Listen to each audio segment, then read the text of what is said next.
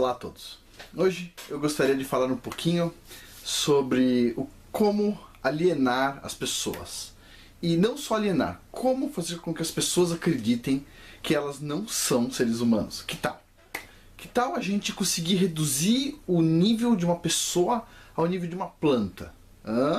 Ou ao nível de um simples animal? Que tal? O que a gente precisa para fazer isso? Pensa só, é muito difícil administrar seres humanos. Como é que a gente administra uma quantidade grande de gente? Que tal a gente reduzir a autoestima de todo mundo? Que tal? Isso é louco, não? Pois é, para isso a gente precisa em geral de quatro áreas. 4 áreas, muito simples. A gente precisa de astronomia, a gente precisa de biologia, geologia e filosofia. 4 áreas. 4 áreas que deveriam ser muito positivas e que são usadas da forma mais negativa possível. E isso parece insanidade, mas pensa só um pouquinho. A astronomia hoje, ela não serve mais para a gente se orientar, como foi no tempo das caravelas. Ela não serve mais. Ela serve para mostrar o quanto a gente é insignificante. Né? O quanto, como é que se formou o universo? Então a gente colocar uma teoria aí do Big Bang, né? Ou outras coisas do tipo. A astronomia, ela se corrompeu no meio do caminho e eu ainda vou fazer um vídeo só sobre astronomia. Mas a astronomia hoje é para reduzir a gente no nível do pó. A gente não é mais um ser feito de pó. A gente é um pó, um pozinho, só o grão do pó. Mais nada, não é isso?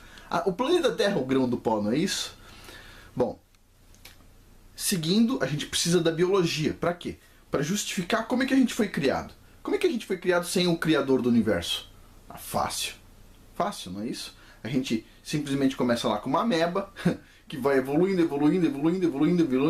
e de repente a gente tem um ancestral, que é uma lagartixa lá em algum lugar, e que depois virou alguma outra coisa, e que, bom, de repente chegou no ser humano. Bom, tudo isso para tirar Deus da equação. Só que tem um problema. Essa teoria só funciona se a Terra tiver bilhões de anos. Porque se a Terra for jovem, tiver 6.000 anos, aí a teoria vai para o saco, não é verdade? E para convencer todo mundo que a Terra tem bilhões de anos, a gente tem que ter um monte de geólogos falando que cada pedrinha que encontraram na Terra tem alguns milhões de anos. Essa aqui tem 100 milhões, essa aqui tem 50 milhões, essa aqui tem 1 bilhão de anos, essa aqui tem 1,5 bilhão, não é isso? Então a gente tem que ter um monte dessas pessoas para validar a biologia. Então a geologia tem o seu papel aí. E, para completar, o que a gente precisa para administrar esse povo todo? A gente tem que modificar o pensamento, não é isso? E aí entra a filosofia e essa área de ciências humanas. Agora, isso parece um pouco uma imaginação, não é isso? Será que isso é verdade? Será essas 4 áreas? Será que é verdade? Será que a gente tem como fazer uma medida disso? E, puxa, eu andei pensando sobre o assunto. E eu entrei no site da Universidade de São Paulo, onde eu trabalhei, e eu achei muito interessante. Olha só, eu vou começar com o instituto onde eu trabalhei. Eu vou deixar os links de todos os institutos e as estatísticas na descrição do vídeo. Então, olha só, no instituto onde eu trabalhei, tem 3 departamentos, ok? Astronomia, Geofísica e Ciências Atmosféricas, onde tem o curso de Meteorologia. Pergunta, vamos lá, vamos à lógica. Que departamento vocês acham que é mais importante para um país que tem muita agricultura? Vocês acham que... Vamos quantificar a importância do departamento pelo número de professores, ok? Uma informação real. Vocês acham que tem mais professores de meteorologia, de geofísica ou de astronomia no instituto? O que vocês acham? Bom, deveria ser talvez meteorologia, né? Tem muita agricultura no país, no estado de São Paulo tem muita agricultura também, que tal? Bom, então vamos lá. No departamento de meteorologia, né, ciências atmosféricas, tem 20 professores. No de geofísica tem 22 professores, ok? E no de astronomia tem 35 professores. Ou seja, astronomia tem quase o dobro do número de professores do que meteorologia. Agora eu vou fazer uma pergunta para vocês. Faz sentido? Vou fazer mais uma pergunta. Vocês acham que tem mais professores no departamento de astronomia, dentro da USP, ou no departamento de engenharia civil? Hã? Vocês acham que tem mais professores no departamento de astronomia ou num departamento muito importante, onde as pessoas aprendem a construir barragens termoelétricas, usinas nucleares, prédios, casas, pontes e tudo mais? Vocês acham que tem mais professores ensinando astronomia ou engenharia civil? O que você acha? Bom, pelo meu sorriso você já deve imaginar, né? Tem mais professores na astronomia, claro. Bom, o que vocês acham? Tem mais professores na astronomia ou no departamento de metalurgia e materiais, da engenharia metalúrgica de materiais? Metalurgia é importante, hein? Bom, departamento de metalúrgica e de materiais tem 23 professores, na astronomia tem 35. O que vocês acham mais importante? Que vocês acham que tem mais professores no departamento de engenharia naval e oceânica ou no de astronomia? O que você acha? Construir plataformas de petróleo, grandes embarcações. O que vocês acham que tem mais? Lá na astronomia ou na engenharia naval e oceânica? Bom, enquanto na astronomia tem 35, na engenharia naval tem 17.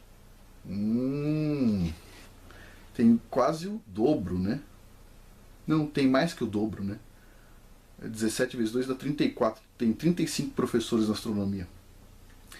O que vocês acham que tem mais? Departamento de Engenharia Hidráulica e Ambiental para estudo de rios ou astronomia? O que você acha? Astronomia, claro, né? O que vocês acham que tem mais? Tem mais professores na USP na Engenharia de Telecomunicações e Controle ou na astronomia? Astronomia, né? O que vocês acham que tem mais? Tem mais professores na Engenharia de Transportes, sendo que São Paulo é o caos, né? Ou em astronomia? Astronomia. Pois bem. Vamos continuar um pouco nossa filosofia aqui. Vamos pensar um pouco. Então, ou seja, astronomia realmente é muito mais importante do que engenharia civil para alguém. Para mim não é, mas para alguém deve ser, concorda? Estamos de um acordo? Tem mais professores de astronomia do que de engenharia civil na USP de São Paulo. Mas vamos lá. O que vocês acham que tem mais? Bom, da astronomia tem 35 professores. Agora eu vou dar uma dica. Na geologia, vocês acham que tem quantos professores na geologia? Vou dar uma dica. A astronomia tem 35. Qual que é o seu chute? 30? Mais. 50? Mais. Tem 81 professores na geologia. Beleza? Agora eu gostaria de fazer uma comparação. A geologia, ela tem o foco dela em encontrar jazidas, vamos supor assim. Ou água, ou tem outras coisas, né? Além da lavagem cerebral, que seria tectônica, né? Estudos tectônicos e idade das rochas. Agora, a gente tem o Departamento Nacional, o Departamento DNPM, Departamento Nacional de Pesquisa Mineral. E lá tem um monte de jazidas já cadastradas que não estão em exploração. Tem uma área da geologia, que na verdade está fora da geologia, uma área da mineração que é muito importante, que chama Engenharia de Minas. Para vocês terem uma ideia, o João Cavalcante ele tem 2 graduações, Engenharia de Minas e Geologia. A Engenharia de Minas, qual que é a importância dela? Não adianta você encontrar uma rocha, uma pedra, com minério dentro dela. Você tem que moer ela, fazer ataque químico, fazer várias coisas para tirar o minério lá de dentro. O minério, no estado natural dele, não vale nada, ele está dentro da rocha. Você tem que tirar ele. A rocha vocês já viram, é dura, não é isso? Então, a Engenharia de Minas é essa área onde a pessoa vai lá e define qual que é o método para tirar o minério, o valor de dentro da rocha. Beleza? Na USP a gente tem um departamento que chama Departamento de Engenharia de Minas e de Petróleo.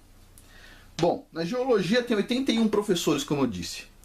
Quantos professores de engenharia de Minas, não na parte de petróleo, só a engenharia de Minas, vocês acham que tem na USP?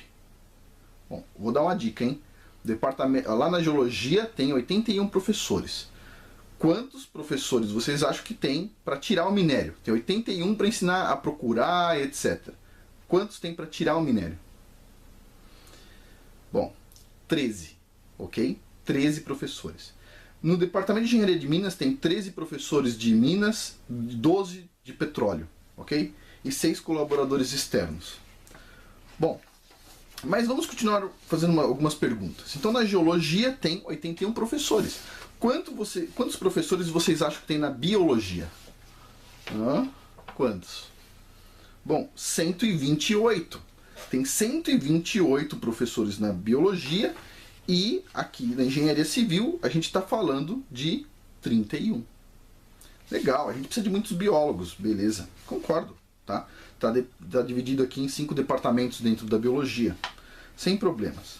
Agora, vamos ao quarto ponto, filosofia. Bom, vamos lá. Existe uma faculdade dentro da USP que chama Faculdade de Filosofia, Letras e Ciências Humanas. A gente chama de Fafelete. Ela tem 11 departamentos e incríveis 484 professores, divididos nesses 11 departamentos. Quando eu falo filosofia, no departamento de filosofia tem 38 professores mais 15 professores aposentados, incluindo a Marilena Chauí, né?